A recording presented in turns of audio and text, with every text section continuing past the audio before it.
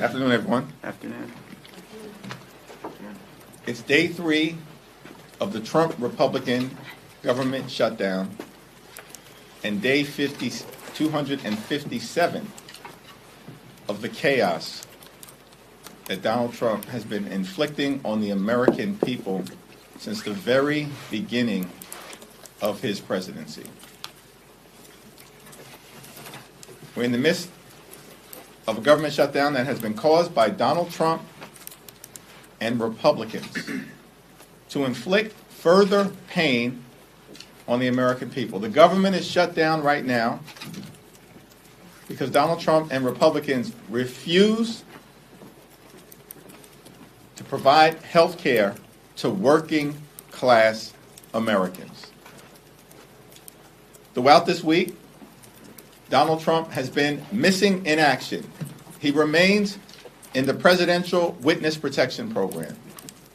House Republicans are on vacation all across the country and the world, and Senate Republicans continue to vote on the same partisan Republican spending bill that's dead on arrival because it guts the health care of the American people. Donald Trump and the Republicans are not behaving responsibly. They're not behaving in a serious manner. They don't want to reopen the government, and they certainly do not want to address the health care crisis that Republicans have created throughout this year, including as it relates to their one big, ugly bill that hurts everyday Americans in order to reward their billionaire donors. Democrats made clear, including at the White House meeting on Monday, that health care premiums, copays, and deductibles were about to skyrocket for tens of millions of Americans all across the country in an environment where the cost of living in this country is already too high. Donald Trump has already made life more expensive because of his tariffs and failed Republican policies. But that cost of living crisis is about to get worse, particularly as it relates to health care costs. Here are just 3 examples as it relates to the types of skyrocketing health care costs that everyday Americans are about to confront. In the Commonwealth of Virginia, by way of example, just one plan. Currently, this health care plan costs an everyday American, a working class American, $595.94 a month. But because Republicans refuse to extend the Affordable Care Act tax credit, that same plan is going to go up to $1,890 per month. How is that possible for working families to afford? That's in Virginia. In Idaho, Silver Plan currently available for $611 per month. But it's now public information that because of the Republican refusal to extend the Affordable Care Act tax credits, that same plan, currently $611 per month, will go up to $2,083 a month in an environment where America is already too expensive, where the cost of living is already too high, where the Trump tariffs are already imposing thousands of dollars per year of additional costs. And now, healthcare costs is about to skyrocket out of control. One final example. In Georgia, the heart of Dixie, in the Deep South, current Silver HMO plan from Kaiser Permanente, currently it costs $699 per month. But because of the Republican refusal to extend the Affordable Care Act tax credits. That same plan, currently $699 per month, is about to skyrocket to $2,763 a month. This is going to cause medical bankruptcy for some, and millions of others will be unable to afford the health care that they need for themselves, their children, and their families. This is why we need to deal with the Republican health care crisis right now, because the crisis is having real impact on working class Americans right now. And the notion that there's time to wait. Think about this, that Republicans spent all year focused on their one big ugly bill so they can permanently extend massive tax breaks for the wealthy, the well-off, and the well-connected, for their billionaire donors, in order to subsidize the lifestyles of the rich and shameless. That's what they've done all year. And these tax breaks for the wealthy and the well-off, they were scheduled to expire on December 31st. But they spent months obsessed with rewarding their billionaire donors with massive tax breaks, but now claim that the Affordable Care Act tax credits, which expire at the same time as those tax breaks for their wealthy friends, no, they can't be bothered.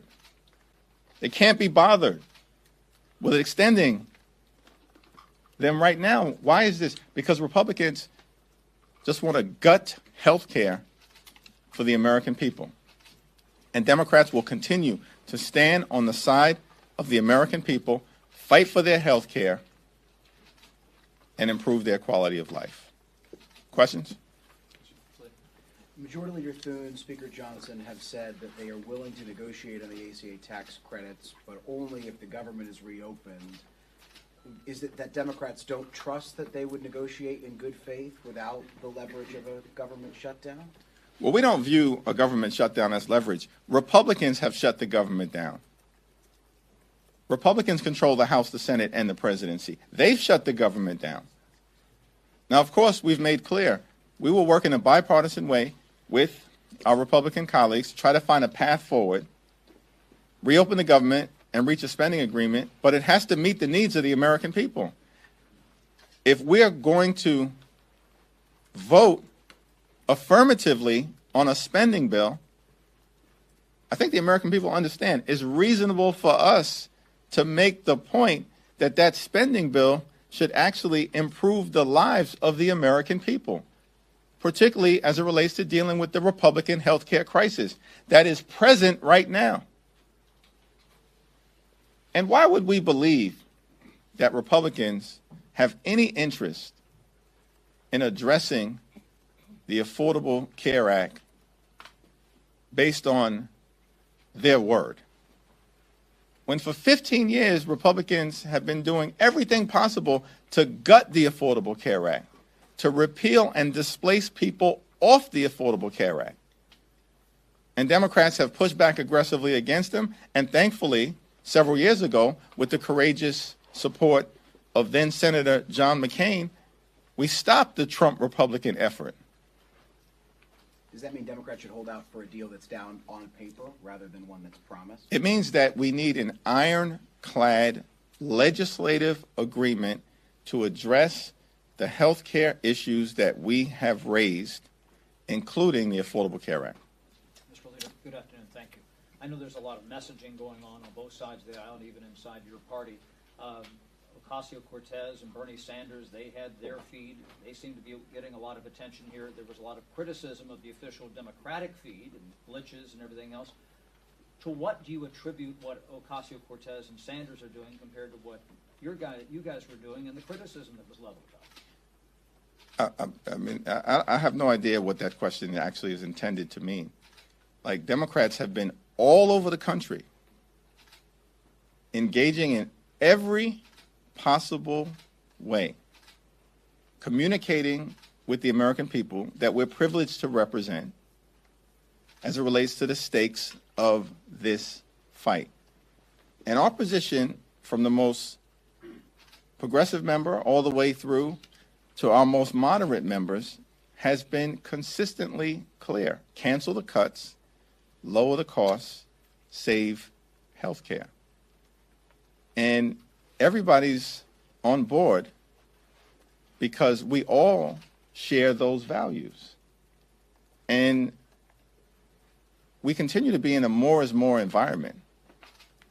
So I think that observation seems to be the silliest thing possible when we're fighting to defend the health care of the American people. And by the way, anybody who understands what a more is more environment means is that you create content that can then be distributed by members to their constituents, and that's what members continue to do, speak authentically to the people that they're privileged to represent. There are some reports floating around that Speaker Johnson might not bring the chamber back next week. What guidance have you gotten about next week's House schedule, and are you concerned about this further delaying the swearing-in of Congresswoman-elect Adelita Grijalva? House Republicans continue to be on vacation, spread out across the country and the world, and this makes no sense. It's Exhibit A for the fact that House Republicans wanted to shut the government down and have no interest in reopening it because they don't want to provide health care to everyday Americans. Have you spoken to Speaker Johnson about the timing of swearing in of Adelita Grijalva, and if so, what did he say? It's our expectation that Representative-elect Adelita Grijalva will be sworn in as soon as the House is back in session next Tuesday. Thanks. Yeah. Congressman Khanna tweeted at Standing Hoyer about receiving AIPAC money, calling for him to step aside. Do you have any comments on the sentiment that he put out and AIPAC's response? I haven't seen that particular social media post, so I'd have to talk to Congressman Khanna about it. But what I will say is that Steny Hoyer has been a tremendous public servant throughout the duration of his career, and there's a reason why his constituents continue to elect him. It's my expectation that that will continue. Thank you. Thanks. You got it. Thank you, Leader Jeffries. The White House has said that it's preparing for mass layoffs all throughout the government, and President Trump himself posted a video of Rust's vote being depicted as the Grim Reaper. Do you have a response to the cuts that might be impending given the ongoing shutdown? Well, Donald Trump and Republicans have shut the government down as part of their ongoing effort to inflict pain and suffering on the American people. This is day 3 of the Trump shutdown, but it's day 257 of the chaos that Donald Trump and his administration and Republicans have been inflicting on the American people, including mass firings that they've already done outside of a government shutdown. This is who they are. Cruelty is the point when it comes to Trump policies. And his administration and Republican control of the House and the Senate has been a complete and total failure. And the American people know it. The overwhelming majority of the American people have already come to the conclusion that the country is moving in the wrong direction, that costs are too high, that the Trump tariffs have been a failure, that Republicans have broken our health care system, that the flood of extremism that has been unleashed on the American people, on black and brown communities, on law-abiding immigrant families, on the rule of law, on the American way of life itself, is out of control. And that Donald Trump and Republicans have failed to keep their core promise, which is to make life better and more affordable for the American people. Costs haven't gone down, they're going up. And health care costs are about to skyrocket because of the Republican refusal to extend the Affordable Care Act tax credits or address the health care crisis that they've created. Last night, the president also posted a video of an artificial intelligence-generated video of you being thrown a "Make America Great Again" hat. How do you have a response just to the videos and comments that he's been making on social media about you and Leader Jeffries, and how do you believe that that may impact your ability to negotiate with them? Well, Donald Trump has behaved in a deeply unserious and deeply unhinged manner, and it's evidence of the fact that Republicans have a weak argument So they've resorted to deepfake videos and to lying about the nature of the policy discussion. They've refused to bring House Republicans back to Washington, D.C. It's all evidence of the fact that Republicans are unserious. They know that Democrats are standing on the side of the American people by fighting to defend their health care, defend hospitals and nursing homes and community-based health centers that are closing all across America because of the Republican action taken in their one big ugly bill. They're on defense because they know that they enacted the largest cut to Medicaid in American history. They're on defense because Republicans know that as a result of their actions, the country is about to face a $536 billion cut to Medicare at the end of the year if Congress doesn't act. They're on defense because they know the Affordable Care Act tax credits are popular with the American people because the American people know that we should be standing on the side of working class Americans. That's what Democrats are doing, as opposed to Republicans always being on the side of the wealthy, the well-off, and the well-connected. Thank you, Leader. You've taken a hardline stance on these Affordable Care Act tax subsidies. It impacts roughly 20 million people, which is 5 to 6% of the population. Is it really worth burdening the rest of the country, the rest of the 95% of the country, with a government shutdown over something that impacts only 5 to 6%? We've made this healthcare fight about all of the things, all of the people. And by the way, just to be clear, everyone is about to experience dramatically increased premiums, copays, and deductibles because of the Republican healthcare crisis. Everyone in America. And as that happens, they'll know that this is a result of Donald Trump and failed Republican policies who have launched the largest assault on healthcare in American history. It's a Republican assault on the healthcare of rural America, urban America, small-town America, the heartland of America, and black and brown communities all across America. It's an unprecedented Republican assault on healthcare and a massive crisis that impacts everyone, which is why we've been very clear. We're fighting for everyone. And the reality is the dramatic increases in healthcare premiums that the American people are about to experience, some are connected to the Affordable Care Act tax subsidies and tax credits that Republicans are unwilling to renew in states like Virginia, a purple state, in states like Idaho and Georgia. These are red states. So is your question, we shouldn't be fighting for the people of Georgia and Idaho who are about to experience dramatically increased health care costs? Is that not a good fight for us to wage? We're standing up for Republican constituents because Republicans won't stand up for their own constituents. But this is everyone in America. Everyone in America is suffering because of the cost of living crisis caused by Donald Trump's failed policies, and everyone in America is suffering from the Republican health care crisis. They said they're willing to negotiate. Everyone. When it reopens. Thank you, Leader. Congressman Ralph Norman has filed legislation to abolish paychecks for members of Congress during a government shutdown with no payback. Seeing as tens of thousands of Americans will now go without pay for the foreseeable future as a result of the government shutting down, would you agree that members of Congress should also go without pay, and is that something you would support? Yeah, I haven't had a conversation with Ralph Norman or seen that legislation.